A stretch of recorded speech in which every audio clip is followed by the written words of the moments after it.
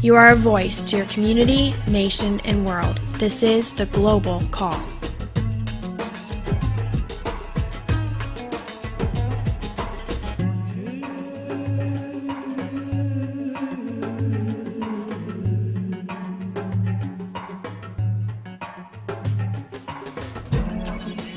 Hi, my name is Lisa Lako. I live in San Diego, California. I have a 2-year-old and a 5-year-old, and I love cooking, I love reading, I love vacations with my family, and I really, truly love girlfriend time out. The weather in San Diego is perfect. We have the best opportunity to hang outdoors and socialize with our neighbors all year round. It's a great place to be, and very encouraged and excited about what God is doing in my life, and have had just wonderful blessings from Him. I'm so excited to share them with you. Hi, we're back on Global Call. We're here for part 2 with Lisa, our wonderful guest from San Diego, whom you heard last week, or you heard on a previous episode, talking about just hospitality to your neighbors, being friends to those around you. And also, we did a cooking show and learned tonight a really cool dish. Which I still need to practice. And anyway, so we're going to do that again today. We're going to talk about just what is true relationships look like, true friendships, what is it that people want in friends, all of that. And then we're going to do another cooking episode for you, a cooking part. So stay tuned. Welcome back, Lisa. Thank you. Thanks for having me. Yeah. So we're just going to talk about relationships, and right. What would be some of your suggestions? Like, what do you want in a friend? Well, what I want in a friend is somebody that I can really talk to, and I mean really talk to, somebody that really can take the time to just hear my heart. When you're married or with children, or even when I was single, you're just going through different seasons in your life, and you want somebody that really can understand and be there for you and pray with you and just kind of walk you through the different things that you're going through. Yeah. That's very important, to have a friend that will listen to you and that will listen to your heart and not judge you, but just listen to you and love you for where you're at. Exactly. It's important. Exactly. So what would be some of the ways maybe that you would encourage people about relationships? Like, what is... you mentioned earlier that you have certain rules with your friends of things you talk about and that you don't talk about. What is that? Well, I think it's really important that you're just very honest. I think, especially with women, sometimes we can take honesty as license to gossip. And it's not. And even if it's an issue with another friend or a spouse, and if you are talking badly about a situation, that can affect how their heart feels towards that person. Yeah. And I think it's really important to make sure that we are women of integrity, men of integrity, so that when we're engaging in a relationship and as I'm getting to know you, that the things that you and I share together are between you and I, and if we're having time in prayer, then it would also include the Lord. But really just being honest, being truthful, integrity really is a big word with me. Another thing that I talk about with my girlfriends is being on time. If you and I have set up a time to be together, I really feel that my time is God's time, and that her time is God's time and important to her. And so I think it's important that we show up on time for each other, whether it's for your job or a date, anything, just to be women of integrity. Yeah, it's very important to keep that. And you mentioned even that your husband, if you're 1 minute late. Right. If my husband is going to be doing an interview, if the candidate is even 1 minute late, he will not see the person.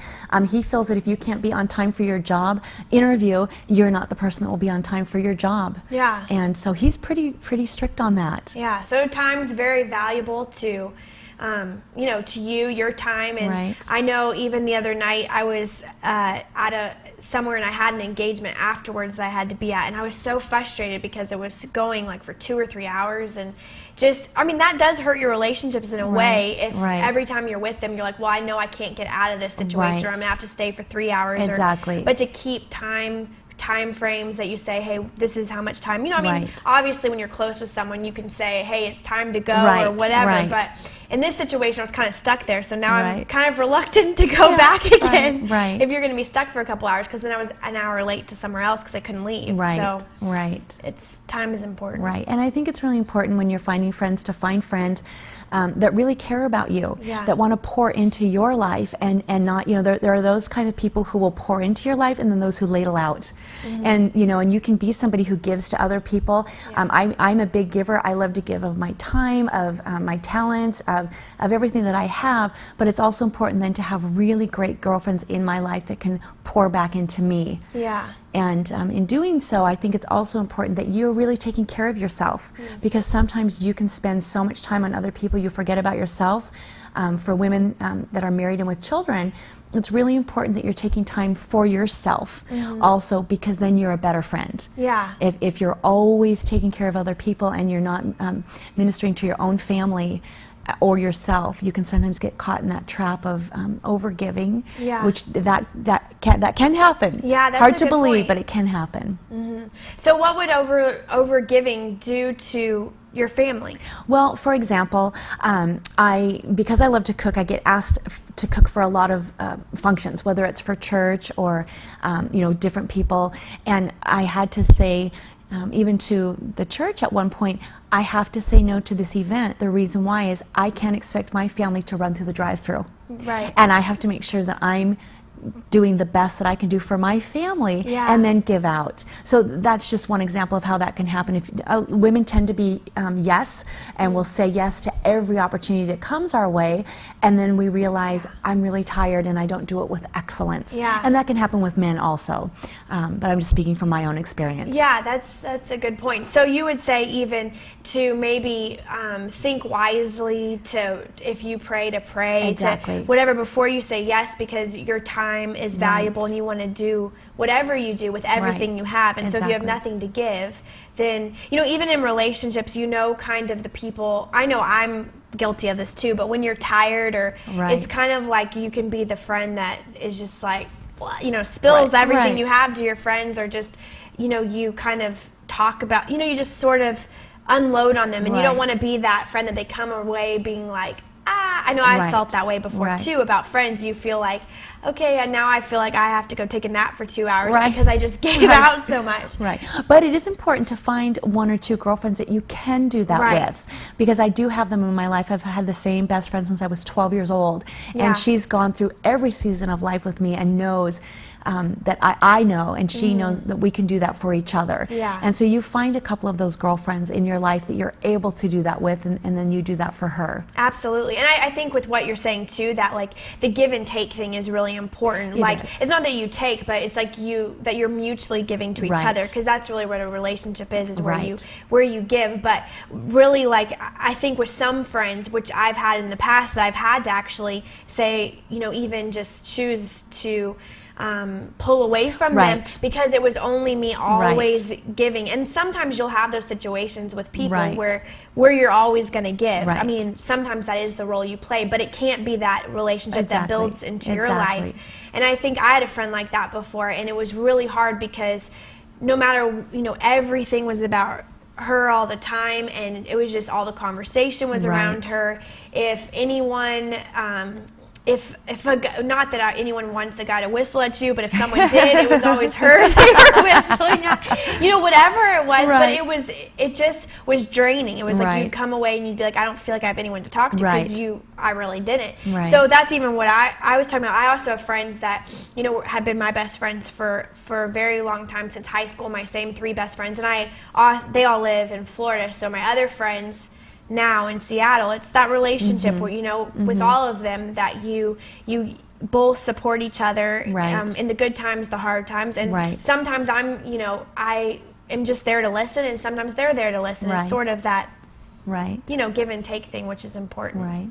And I think too, I'm a Christian, and so I really feel it's important that I have abundant living, Yeah. which means that I choose joy in what's going on in my life, and not that I don't tell my girlfriends I'm having a hard time or needing some prayer and needing somebody, but really in my relationships, I want to be showing them that I am living a life of abundant joy that God has given me. Yeah. And so instead of going and outpouring all the time of a problem, just asking for a couple girlfriends to rally around me and be praying with me and interceding for me to get through that. And with those relationships where you're pouring out a lot, I kind of look at those instead of as a friendship, as a mentoring relationship. Absolutely, yeah. And so when I got to the point where I could realize, oh, she's actually not a girlfriend that God has for me, and God will do that. He'll put different people in your life for a different reason. Then I realized I'm there to mentor her and to walk her through the season of her life, and she wouldn't be the person that I would be then doing all of my sharing with. Right, absolutely. So what would be the difference then for you? Like, just kind of a clear definition of, like, mentorship is when you actually are pouring into someone else, whereas friendship is when it's mutual, pouring into each other. Right. I think of mentoring relationships as influencing women is how I like to look at it, and I really feel like that's the step that I'm on right now. What God has called me to do is, I've got a lot of young women in my life, and I know that they're going to call me for prayer or guidance, whether it's with dating or a job or their family. Some of them are Christians and don't come from Christian family, and just how that they need to be respecting their family members that aren't believing the same way they're believing. And, absolutely. And these are not the girls that I then open up and share what's going on in my marriage with, for example. Right. I would then do that with my other girlfriends that are, seasoned married women and have been walked through what I've walked through, so we can build each other up in that way. Yeah. So that's the difference. And I still feel like I'm influencing my girlfriends. Yeah. But it's still different. That's it's definitely an important thing for sure, that definition of both of that. And I think too, like, part of mentorship is even the living life aspect with you too, or pouring into women to help them to get to where they've been called to go, what's in their heart to see happen. And it's kind of like there's things you don't share with them, things you do, and then you show them enough of your life where they can actually follow you and really begin to go after everything. Exactly. And that's such a good point, Evangeline. I don't even think we talked about this, but that's part of what I do. Yeah. And in our church, I've got a lot of gals that are in their 20s, not married, and I say, come do life with me. Yeah. And they come to my home, and they'll cook with me and interact with me with my children, and they see what a godly marriage is like, and what a parent raising children with rules and respect, and they just get to do life with me. And in doing so, I'm hoping to equip them so that when they find, the man that they're going to marry, they know how to cook and how to interact and how to put a meal together for their family without stress and without anxiety, but doing it excited because they got blessed by having a family, and just showing them how I do what I do, and encouraging them that they're going to be able to do the same thing. Because a lot of women don't have a strong mentor in their life. A lot of these girls are coming where their mom had to work, and the mom wasn't home making a meal, or maybe there are a lot of broken families. And I'm going on 10 years of marriage, and I have a really strong Christian man in my life, and doing family is what it's all about, and showing them how to do it. Yeah, absolutely. And I think even if you're single, or if you might be even in high school or in college, or maybe you're just a young businesswoman, or whatever you are, maybe a young mom, but it's important to know that you can mentor the people around you, that you can be a voice to all those people, even your neighbors, as we were talking in the last episode about your neighbors, about your friends, about just all the different people that come into your life, but that you can actually be that tool of love in their life that God can use to sow into their life, to listen to them, to share food with them, to share community with. And I think, it's really important. And I know for me, even when I was in college, I had college cell groups of or college groups of girls that I mentored, even when I was the same age, and even some of them were older. Right. And I think there's something about it too, though, when someone's already walked through where you're at, that it does sort of play a different factor a little bit. If someone's been married and they've experienced more of what you're going through than someone who's where you're at, so to speak, in the natural sense, but I remember particularly one of my friends, when she decided she wanted to change her lifestyle, change her life, she started living life with me. She lived in a sorority house, which is basically a house full of girls on a college campus, and she decided This is a crazy lifestyle. That's why Lisa's laughing. But she decided, okay, I want to spend time with you. I want to find out why you have so much joy. I want to find out all these things. So she just always wanted to hang out with me, and she would come with me everywhere I went, if it was hanging out with friends, or if it was just to spend the night at my house, or to watch a movie, or to do whatever. And it was, pretty soon she was where I'm at. Even now, she's now one of my closest friends, but it's like she started out even in that mentor relationship, and now it's a friendship. And ideally, that's what'll happen. They will begin to emulate what you are doing because they see that you're living abundantly. And like you mentioned with young people, even for you young people that are babysitting, you can be in a mentor relationship. I always hire babysitters that can pour into my girls' lives. They're not the girls that are on their cell phones. I don't know how many of you have cell phones and texts or things like that, or on the computer, or have teenage dating relationships, which that's a whole nother story, but I'm not for. But I make sure I pick girls that are pouring into my girl's life, because if I'm not there, I need to make sure I've picked somebody that's going to mentor. And it's the same thing in the Bible when God talks about Abraham, Isaac, and Jacob. It's a Naomi and Ruth situation, where I will be mentoring down or influencing somebody younger than me, and then they trickle down, and so there's always somebody that you can glean from, and always somebody that you can pour into. And that's very important, right? It's very important, and I think that's a important thing for all of us to learn, even that you can pour into whoever it is. If you're singing songs to your little niece or your nephew, or even telling them stories, or talking to them about different issues or different things, or your friends' children, or whoever's kids, it's important to always be living life that way. And before we end, we're going to end soon and go to our cooking part of this episode, so stay tuned with us. But what would you say is, how would you tell somebody to get abundant joy? Because I think a lot of people listening today, and I know all of us have times when, and even you would probably say that there's times when you don't feel like you have abundant joy. I mean, there's always times of that. But how would you say that you walk in joy? Right. That's a really good question. One really good example is I have a 5-year-old, and we knew before she was 2 that she needed to choose joy. And in that, happiness is a feeling, and merriment and all that, those are feelings, but joy is something that you really have to choose. And to find joy every day, and we're living in America, we're living in an abundant country. So yet we're the least happy people. Because we are, there's Hollywood out there in the media telling us that we need more. But I find joy, and I teach my girls to find joy every day in the fact that we have a roof over our head, that we have a car, that we have food to eat, we have clothes to wear. But even if we didn't have those things, we can find the joy in knowing that we have a purpose in our life. And part of my purpose and what we've been talking about in the mentoring and reaching out, and I know that my plan and my purpose is to change people's lives and to show them that God has made a difference in my life. And how can I not choose joy when I know that God has created a life for me of just amazing things? Absolutely, and I think even what Lisa was saying is so important, because we can choose to have joy every day. You can choose to have joy, and I believe that the truest joy obviously comes from your relationship with God. If you have one, if you don't have one, God wants to reveal Himself to you, and if you just ask Him, if you're real, reveal yourself to me. He'll do that. He'll reveal Himself to you, and I think true joy comes from that. True joy comes from things that are eternal, things that are lasting, whether that's relationships like we were talking about, community.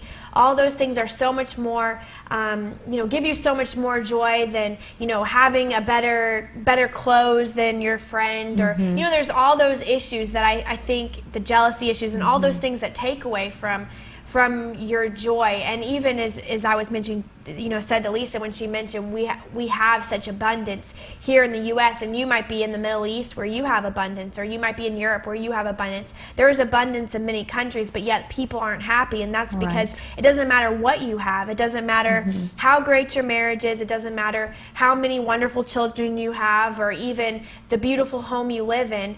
Nothing matters unless you really have a relationship with God. Ultimately, it all doesn't add up to anything. Right. And unless you find true purpose in life, and there is a true purpose for your life, a true calling, something God has set apart for you. And so we even encourage you as we move into this cooking part of this episode that you just begin to think through, even in your own heart, the things that you're thankful for, the things in your life. And we can all be thankful for something. And I'm reminded of something as we move to that cooking part, but someone can go through a situation and they can come out a victor or they can come out a victim. Right. And everyone has bad stuff that's happened to them in their life. And I've had several things in my life that I could allow to cripple me, but I've chosen, I'm going to let this situation become good in my life. I'm going to use this to help other people. Exactly. I'm going to use this to glorify God. I'm going to use this for good. And so I think it's important that you choose that. You're actually the one who gets to choose. You might be victimized, but you choose whether you become the victor or the victim. And so we'll leave you with that today as we go to the cooking part of this episode. Thank you, Lisa. Thank you so much. And we'll see you again on the cooking part. So we're back in Lisa's house, and she's showing us another dish. Thank you, Lisa, for having us in your house. And Thank you. She's not just a cook, but she is a cook. But she also went to culinary school, and so she's an amazing cook. Oh, bless your heart. Thank you. So we've already tried some of her stuff, and it is awesome. Thank you. So, well, today we are today? going to make the tabbouleh, which is a traditional Middle Eastern dish. I hope I can do it justice. I am going to Americanize it a little bit. So the first thing that we're going to do is we're going to get the couscous started. Okay. And I did choose a really beautiful couscous. It has sun-dried tomatoes and spinach in it, so it's going to be a beautiful color. Wow. And what we're going to do is we're going to take a cup of vegetable stock and we're going to bring that to a boil. And then we will add the couscous to that. Isn't that beautiful? I don't know if you can see the color here, but we've got the traditional grain color, the wheat color, and then we've got the sun-dried tomato and the spinach. So it's going to be a beautiful dish for you to show at your table. And again, I always recommend to use clear dishes, white dishes, because it really showcases your food. Yeah. And really, if you've spent the time in the kitchen, don't you want people to think, oh, your food looks wonderful? And then, of course, you want it to taste good, too. Yeah. So what we're going to do is just go ahead and fluff this up a little bit. Okay. And we just don't want there to be any lumps in there. And we're waiting for this one to boil. And once it's come to a boil, which is really quick on my stove, you're going to need a glass dish, just like the one I have here, to put the couscous in, and then you will put the boiling water or the vegetable stock on top. Okay, so what's in this? So all this is just what I have on the stove. It's the vegetable broth that we brought to a boil, and then it's the 1 cup of couscous. So it's 1 cup of vegetable broth to 1 cup of the couscous. Okay. And then you let it sit for about 15 minutes so that all of the liquid is absorbed. Okay. And you don't want this to be runny at all. Yeah, Okay? it looks like there's nothing liquid in it. We're doing the same thing that we just did, and we're going to throw the couscous into a glass bowl. And then we're just going to take that really is boiling, the vegetable stock, and you just set that aside. And you see there's quite a bit of liquid in there. If you can see this, there's quite a bit of liquid in there, but then you can see the one that we've been letting to sit. And so you want all of that liquid to be absorbed. And then we're going to go ahead and add our ingredients to that. So Evangeline, if you want to open the fridge, and we're going to bring out, everything is pre-prepped, and this is something I recommend. If you're having guests over, pre-prep the night before, a couple of hours before, anything that makes it easier for you when you're ready to assemble this dish. And you can see this is going to be a quick dish.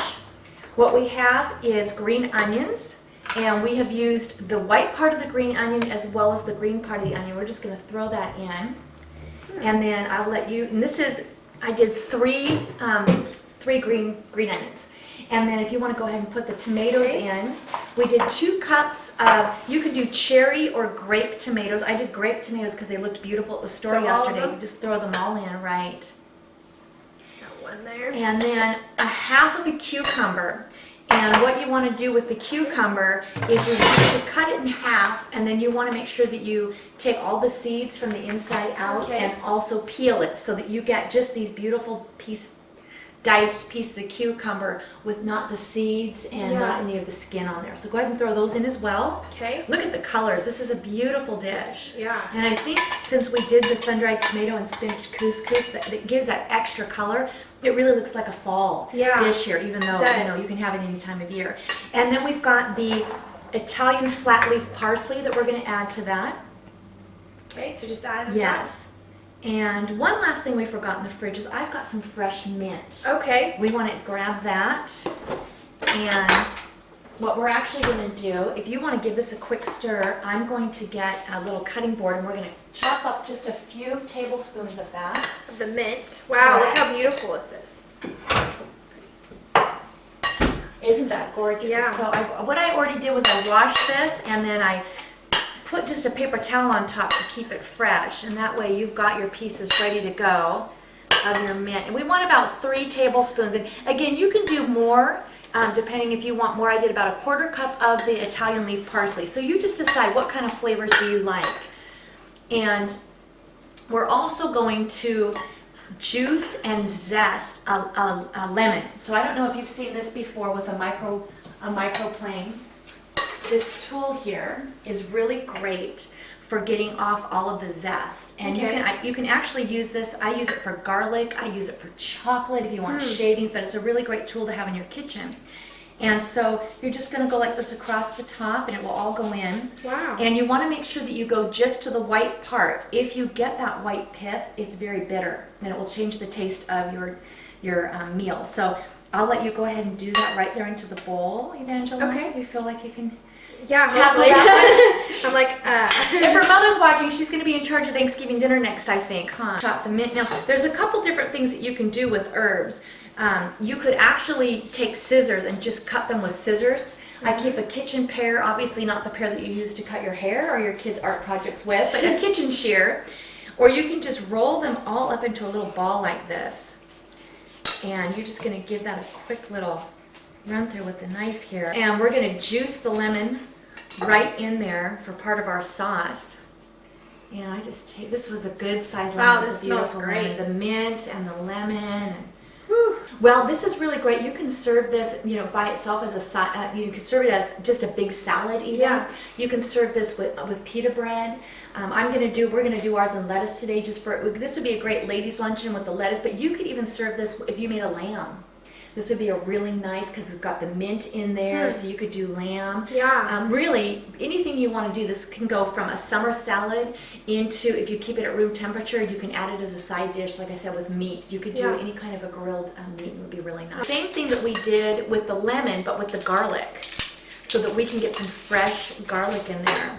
That's a cool tool. Isn't this a great tool? I really recommend one, especially if you have a limited kitchen space and you don't want to have a lot of different gadgets. I really like kitchen gadgets because I like being in the kitchen, but I recommend this one because if you buy a garlic press, really that's the only thing you can use it for. And then the last thing that we're going to do is we're going to add some olive oil to that. Okay? You can just do, we've got a gal who cooks here named Rachel Ray, and she always says around the bowl.